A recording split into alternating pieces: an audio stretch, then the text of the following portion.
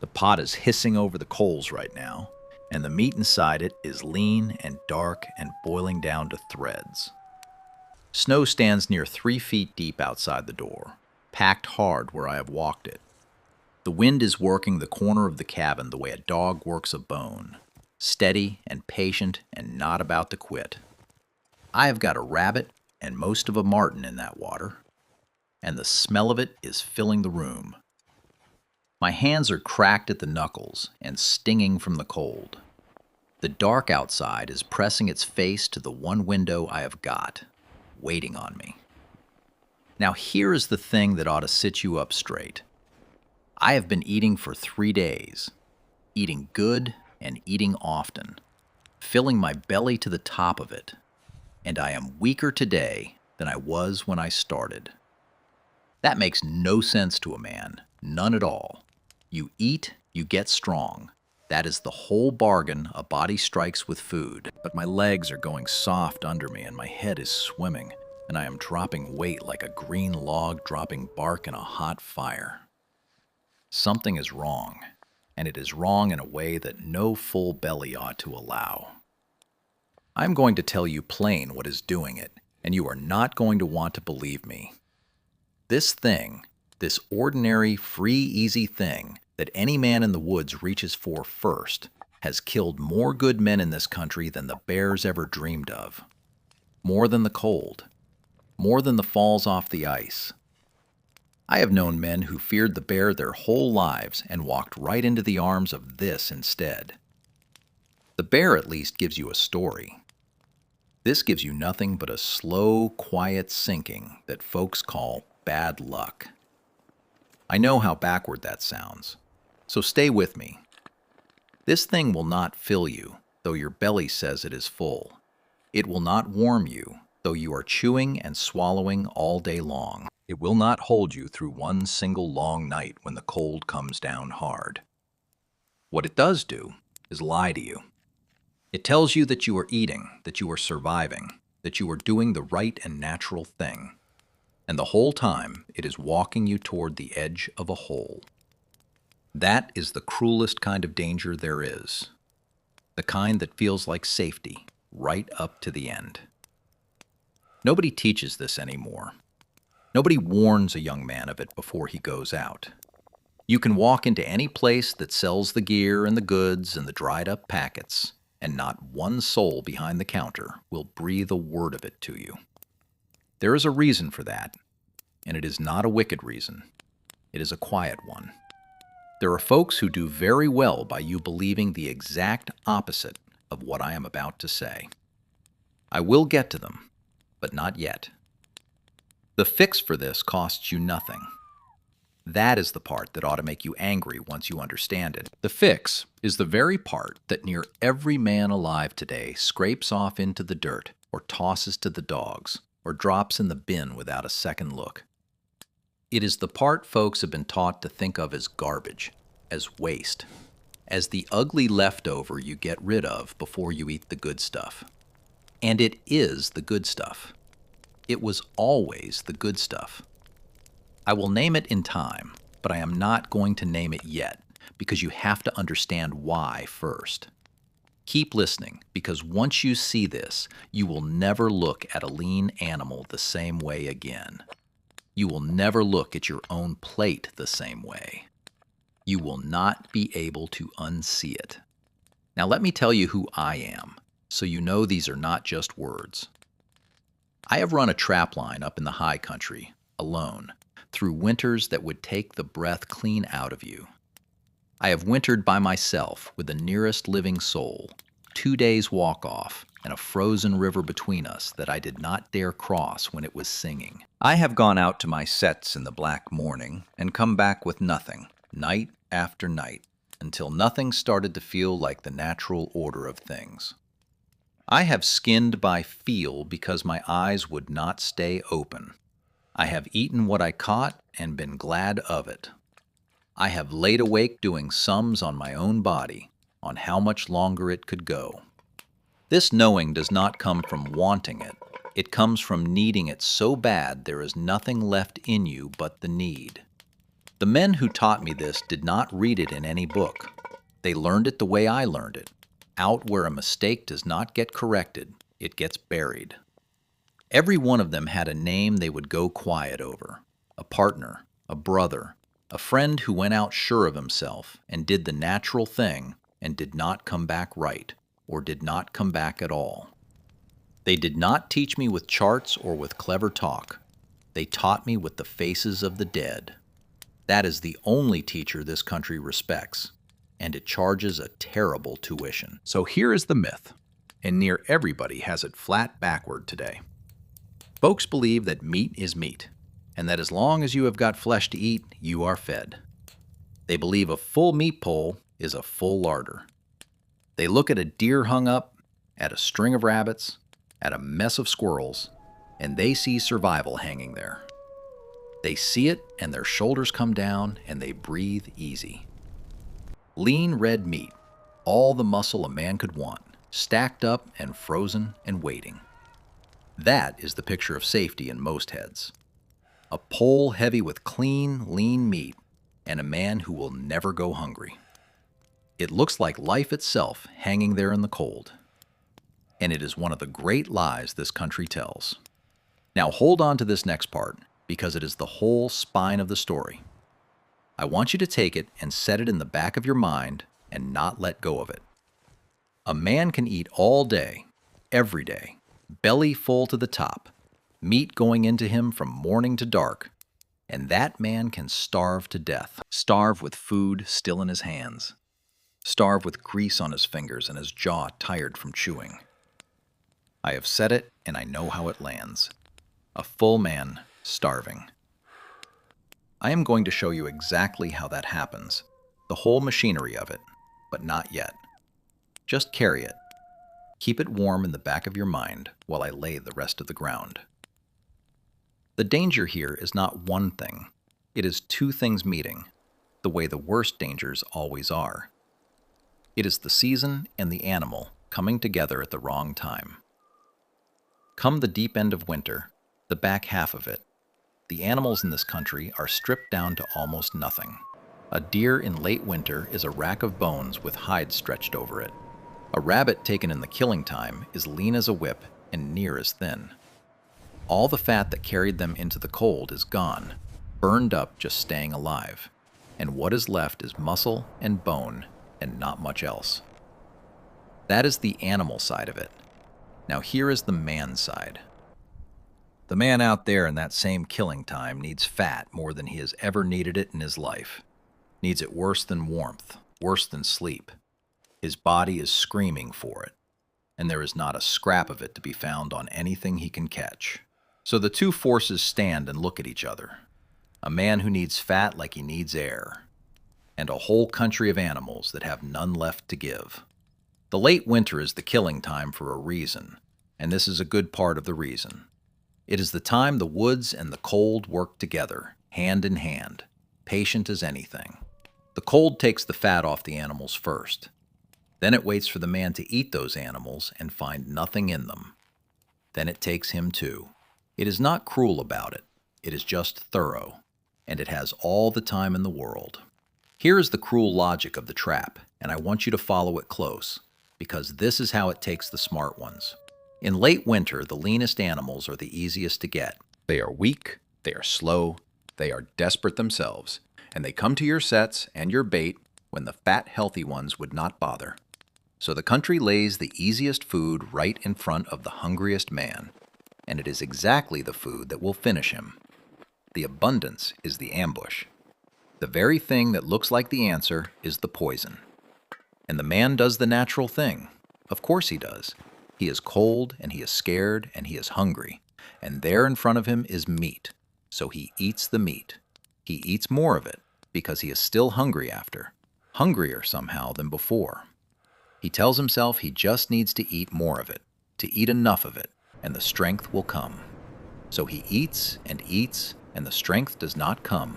It goes. Every meal of that lean flesh feels like survival, feels like the right thing, feels like winning. And every meal digs the hole a little deeper. He is burying himself with the shovel he thinks is saving him. That is the part that turns my stomach even now. The man works so hard at the wrong thing. He does everything right by the rules he was given, and the rules were wrong. Now here is where most folks go wrong, so lean in close. Because if this next piece does not land, nothing else I tell you will keep you alive.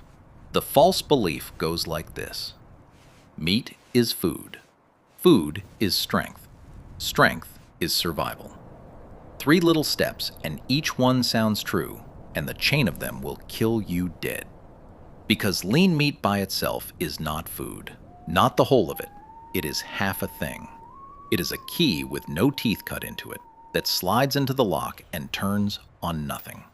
It is a fire laid perfect, with no draft to pull the air through it. All the wood in the world and no flame worth the name. Lean meat alone is the shape of food without the substance of it. A man can fill himself with the shape of a thing and starve for the substance of it. And that is precisely what happens. Now think on the folks who lived on this land 1,000 winters running, long before any newcomer set a boot on it. They almost never died this way. Almost never. And it was not because they were tougher, though they were tough. It was because they knew, deep in the blood and the bone, what part of the animal was the life of it. They went for the fat first, always, before anything. They cracked the bones for the grease inside. They ate the organs, the parts a modern man throws to the dogs. And they ate them first and gave them to the ones they loved most. They saved the lean muscle for the dogs sometimes, if they had enough of the good parts. They did the opposite of what a modern man does. And they did it without thinking, the way you pull your hand off a hot stove.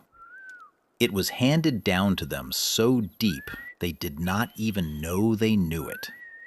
And the ones who died, out here in this country, the ones who starved with meat in their camps, they were near always the newcomers, men who copied the doing and skipped the knowing. They saw the people of this land eating animals, and they thought, I can do that. Meat is meat. They watched the hands and never asked about the head. They took the how and left the why lying in the snow. And the why was the only part that mattered. So let me hand you the fix now, and I am going to hand it to you in layers, the same slow way it was handed to me.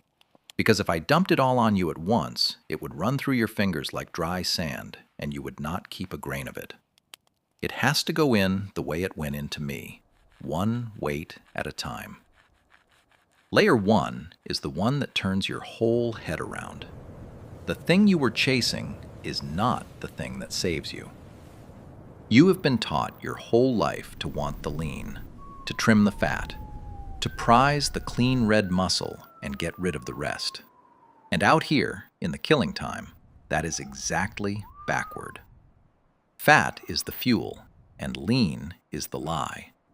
Say that over to yourself. Fat is the fuel, and lean is the lie.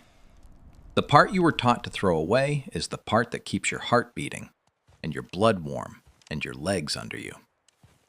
Now layer 2. And this one is going to come with a little turn of the stomach for most folks. And I want you to notice that turn because it is the whole trick of how this treasure stayed buried. The part of the animal that saves you is the part a modern man finds disgusting. The organs. The liver, the kidneys, the fat around the guts, the marrow hid inside the bones, the brain, the soft, rich parts that a man today wrinkles his nose at and calls awful, calls waste, calls the stuff you would not feed to company. That disgust you feel right now, that little flinch, that is not wisdom. That is the thing that has been killing men. Because the whole world learned to be revolted by the exact parts that carry the life. And so those parts get thrown away by the ton, get left in the field, get scraped into the dirt. The treasure is still lying there untouched, precisely because everybody was taught to be sick at the sight of it. Nobody guards a thing that everybody throws away. The old hands went for those parts like a starving man goes for bread, because that is what those parts are. They are the bread of the animal. The muscle is just the wrapping. Now layer 3, and this is the one for your hands, the one you can actually do out there when it counts. When you take an animal in the lean time, you do not start with the muscle. You go for the cavity first, for the fat laid up around the organs, the kidney fat especially, that pale, firm stuff. And you eat it or you save it, but you do not leave it. Then you take the liver and the heart and the kidneys, and those go into you or into the pot before anything else. Then, and this is the part almost everybody skips, you take the bones, the big ones, the leg bones, and you smash them open. You crack them with the back of your axe or with a rock against a rock, and you get at the marrow inside, that soft, rich grease the animal kept locked away in its own frame. You put the cracked bones in your pot with water, and you boil them long, hours long, and you skim nothing off, you keep every bit. And after a while, you will see it, a film of bright gold rising up and spreading and pooling across the top of that water, thin and shining and precious. That gold is life. That is the fat cooking out of the bones and the scraps, gathering where you can get it. You drink that. You drink the broth with the gold on it, and you feel the difference in an hour, a real difference, a warmth that starts down deep. Our own ancient kin were smashing bones for that marrow further back than you can rightly picture, back before there was a written word anywhere on this earth, back when the whole of human knowing was passed mouth to mouth by a fire much like this one. They knew. They knew with their hands before anybody knew with their heads. Now layer 4, and this one is going to sound like madness, and I need you to hold still through the madness of it until it clicks. When the only thing you have got is lean meat, when there is no fat to be had anywhere, the answer is not to eat more of it. The answer is to eat less of it. Eat less. I will say it again because everything in your body is going to fight it. When all you have is lean meat and nothing to go with it, you eat less of that meat, not more. Because the very thing that is killing you is the work your body has to do to handle all that lean flesh with no fat to carry it. Pile more of it in, and you pile more of the poison in. It runs against every instinct a hungry man has. Every fiber of you wants to eat more when you are weak and cold and afraid. And more is the thing that finishes you faster. Now circle back to what I told you to hold on to. The full man starving.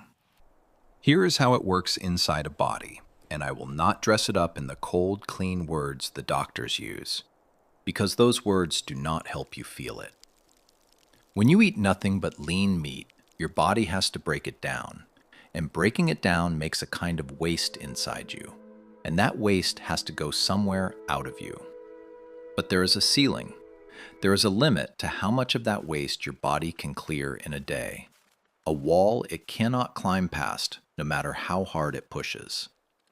So you keep eating lean meat, and the waste keeps coming, and it comes faster than your body can carry it off. It backs up. It backs up in a place it was never meant to sit. Your blood starts to turn foul with it. And your body, drowning in the leftover of the very food you fed it, gets desperate. And desperation makes it turn on itself. It starts to burn its own stores to make up for what the lean meat cannot give. First it eats what little fat you had left on your own frame. Then, when that is gone, it starts in on your muscle, eating you from the inside just to keep you standing up. So there you are, chewing meat all day, and your own body is eating itself faster than you can feed it. You are pouring food in the top, and your body is tearing itself apart in the middle. That is the paradox, plain and flat. A man can eat himself to death on lean meat.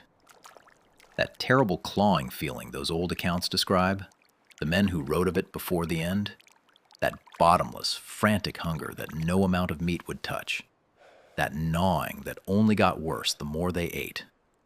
I want you to understand what that was. It was not greed. It was not weakness of the will. It was not a man being soft. It was the body screaming one single word over and over, louder and louder. And that word was fat. Fat. Just that. The body knew exactly what it was dying for want of, and it was howling the name of it. And the man could not hear the word inside the noise, so he answered the howl with more of the wrong thing. The hunger was not lying to him. It was the truest thing in him. He just could not read it. And here is the cruelest turn of the whole business. The part that shows you the country has a kind of terrible humor to it. The season you need the fat the most is the exact season there is no fat to be had. When you are freezing and worn down and your body is begging for grease, that is deep winter. And in deep winter, every animal in the country has already burned its fat away, staying alive itself. So the need and the supply cross at the worst possible moment. Your hunger peaks the very week the woods have nothing to answer it with. That is not accident. That is the country putting you to the test, laying the trap in the one season you are too weak to see it, and waiting to see whether you carry the old knowing in you or whether you only carry the modern lie. Now let me tell you why nobody told you this, and it is nothing dark, nothing hidden, no one keeping a secret in a locked room. It is money and it is time. The two things that quietly decide what a people remembers and what it lets fall. A piece of survival knowing only stays alive as long as folks actually need it to live. The day they stop needing it is the day it starts to die. And it dies fast. In a generation or two, gone like a track in fresh snow. And I can tell you near enough the day this one began to die. It was the day the road reached the valley.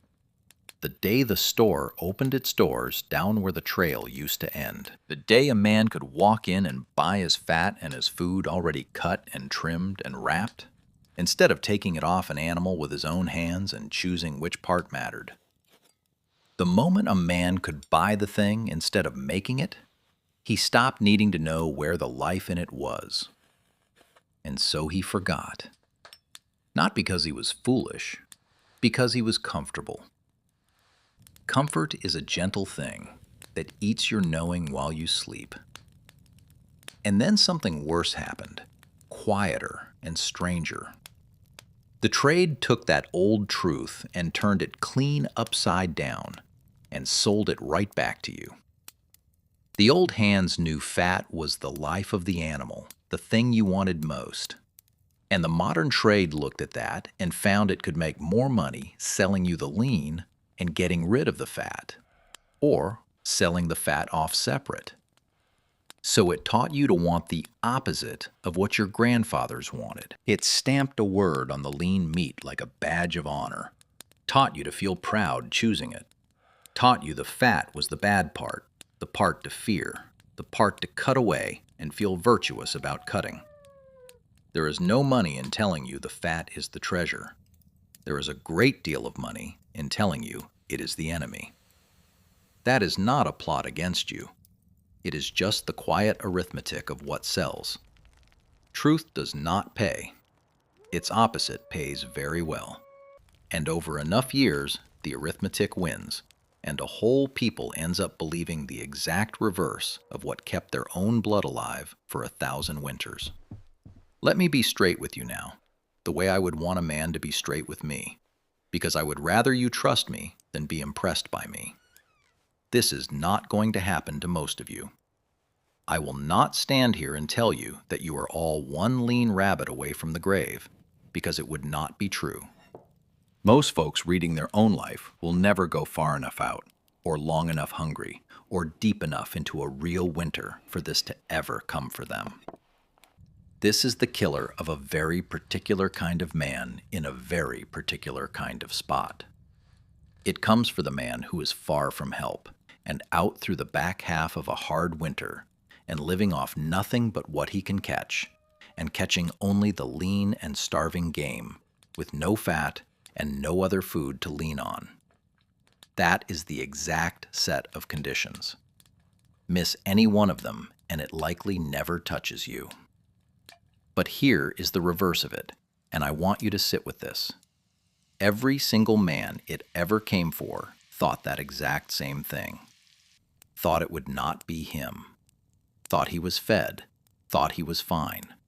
Thought this was some old story about somebody else. He thought it right up until the morning his legs would not hold him, and by then the thinking was over. Now I will give you the hard proof, because I do not ask you to take a fireside tale on faith.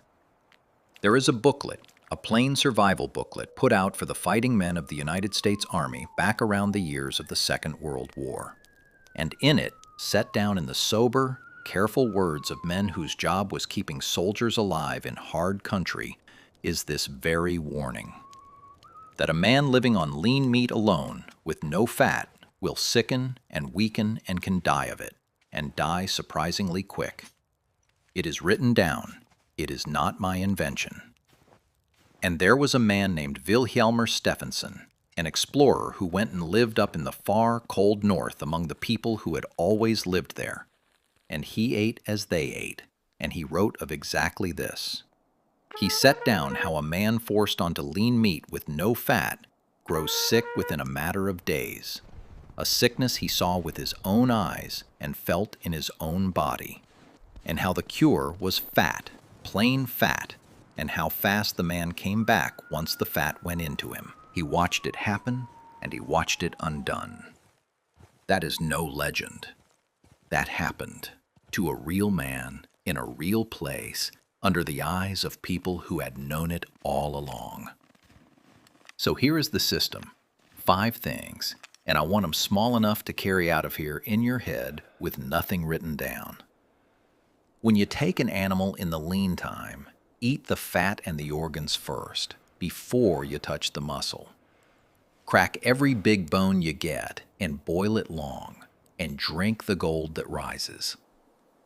When you have only lean meat and no fat at all, eat less of it, not more, and rest instead. Never trust a full belly to tell you that you are fed, for the belly can be full and the body still starving.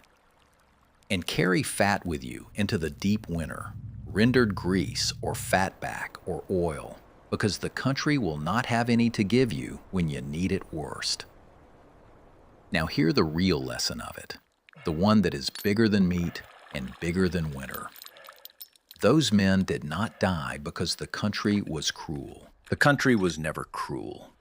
The country was only ever just the country, doing what it does, cold in the cold and lean in the lean time, no malice in it anywhere.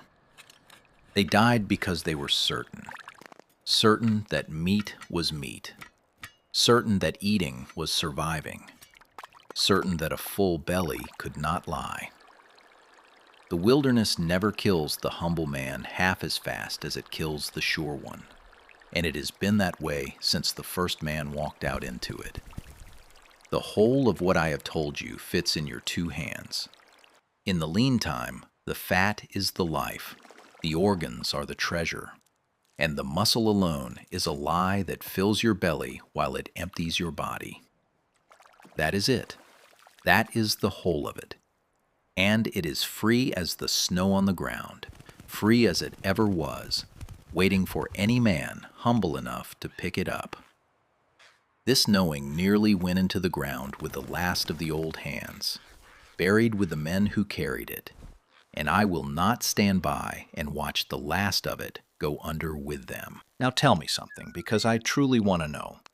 Did your grandmother or your grandfather, or some old one back in your own family, ever go for a part of the animal that the rest of the table turned their nose up at? The liver, the marrow, the fat, some part you were told to leave alone? Think on it and tell me, because that is the old knowing still breathing in your own blood. Next time I will tell you about another thing folks have flat backward, that the clearest, cleanest, coldest running water you can find, the water that looks the purest of all, is very often the water most likely to lay you out sick. And I will show you why the clear stream lies. Take care of your fire tonight, and do not ever trust a full belly to tell you the truth.